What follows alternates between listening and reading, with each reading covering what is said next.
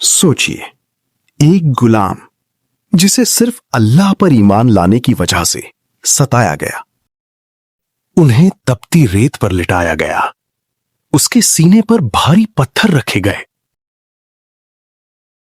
لیکن وہ ہر تکلیف میں صرف ایک لفظ کہتے تھے، احد احد، یعنی اللہ ایک ہے اور اس کا کوئی شریک نہیں۔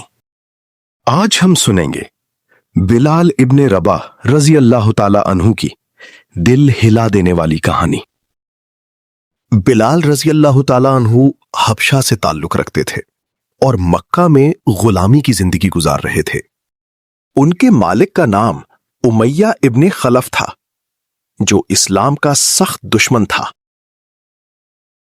جب نبی محمد صلی اللہ علیہ وسلم نے اسلام کی دعوت دینا شروع کی تو بلال رضی اللہ تعالی عنہ نے بھی یہ پیغام سنا۔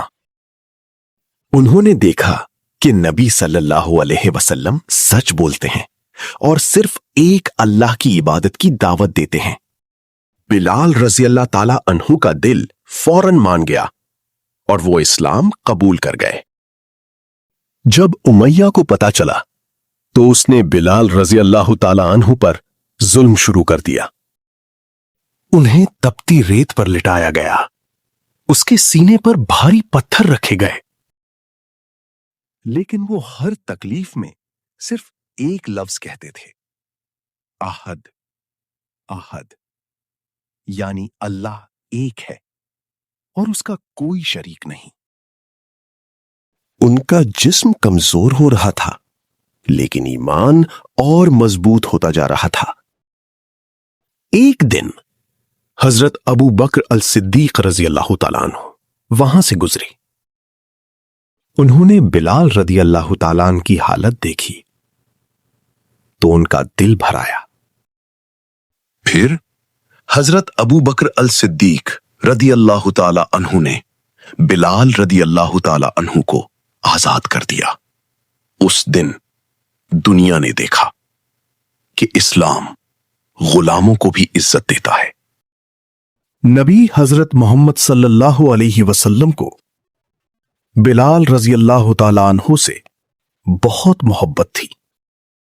ایک دن نبی حضرت محمد صلی اللہ علیہ وسلم نے فرمایا، بلال، میں نے جنت میں تمہارے قدم کی آہٹ سنی ہے۔ بلال رضی اللہ تعالی عنہ حیران رہ گئے اور عرض کیا، یا رسول اللہ صلی اللہ علیہ وسلم، میں ہر وضو کے بعد 2 رکعت نماز پڑھتا ہوں۔ یہ ان کی عبادت اور اخلاص کا مقام تھا۔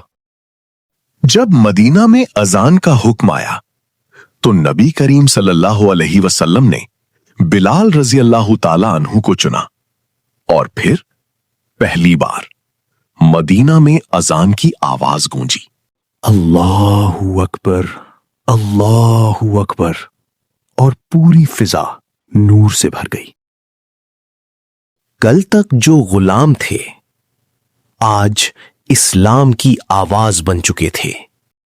پھر فتح مکہ کا دن آیا اور نبی صلی اللہ علیہ وسلم نے بلال رضی اللہ تعالی عنہ کو حکم دیا کہ وہ کعبہ کی چھت پر چڑھ کر اذان دیں۔ یہ اسلام کی عظیم فتح تھی۔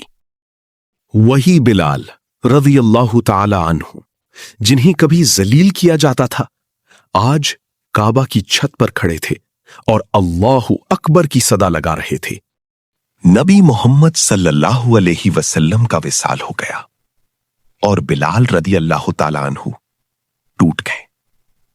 جب بھی اذان دیتے اور اشہد ان محمد الرسول اللہ صلی اللہ علیہ وسلم کہتے تو ان کی آواز بھر آتی اور وہ رو دیتے۔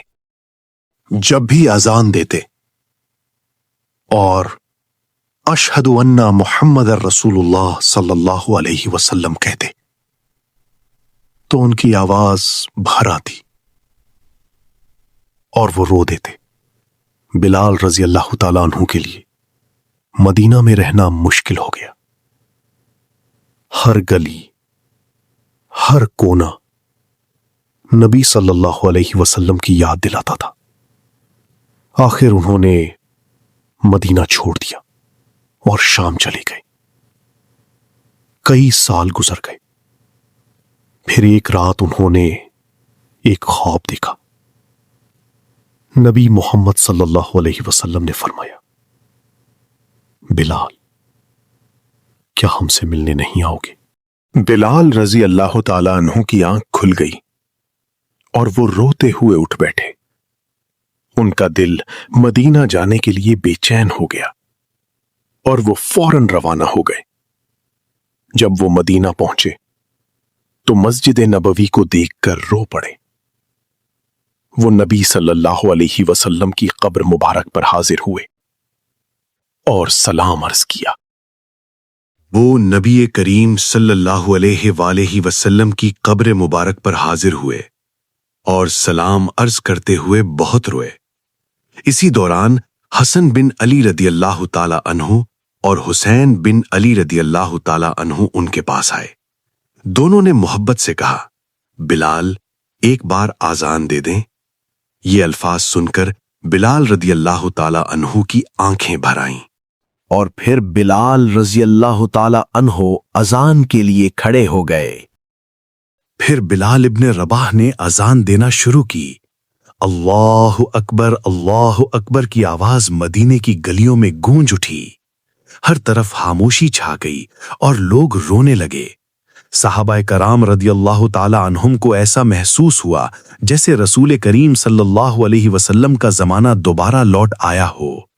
جب بلال ابن رباح نے اشہد ان محمد رسول اللہ کہا تو ان کی آواز بھر آ گئی۔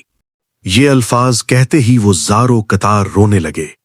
مدینے کے لوگ بھی اپنے آنسو نہ روک سکے۔ ہر آنکھ اشک بار تھی اور ہر دل غم سے بھر چکا تھا۔ بلال بن رباح کو رسول اکرم صلی اللہ علیہ وآلہ وسلم کی یاد شدت سے آنے لگی۔